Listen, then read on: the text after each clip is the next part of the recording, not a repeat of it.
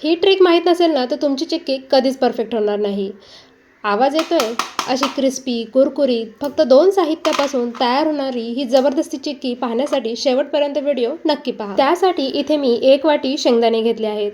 शेंगदाणे आपल्याला मंद आचेवर सतत हलवत भाजून घ्यायचे. शेंगदाणे छान भाजले ना तर आपली चिक्कीसुद्धा अगदी छान कुरकुरीत होते. शेंगदाणे थंड झाल्यानंतर अर्धवट साल काढून घेतलेले आहेत. जेवढे शेंगदाणे घेतले ना तेवढाच गूळ घ्यायचा आहे. 1 वाटी शेंगदाण्यासाठी 1 वाटी गूळ घेतला. चमचाभर पाणी घालून छान एकत्र करून घेतलं. गूळ वितळल्यानंतर चमचाभर तूप घालून एकत्र केलं. आता पाक चेक करूया. वाटीमध्ये पाणी घेतलं, त्यामध्ये तयार झालेला पाक घालायचा, एकत्र करून घ्यायचा. पाण्यामध्ये टाकल्यानंतर आवाज येतोय आणि पाक अगदी सहज तुटतोय, म्हणजे परफेक्ट पाक तयार झालेला आहे. यापेक्षा जास्त पाक शिजवायचा नाही, नाहीतर चिक्की कडक होते. पटकन यामध्ये शेंगदाणे घातले, एकत्र करून घेतलं. तूप लावलेल्या ताटामध्ये हे घालून घ्यायचं. उलथण्याने किंवा वाटीने सेट करून घ्यायचं.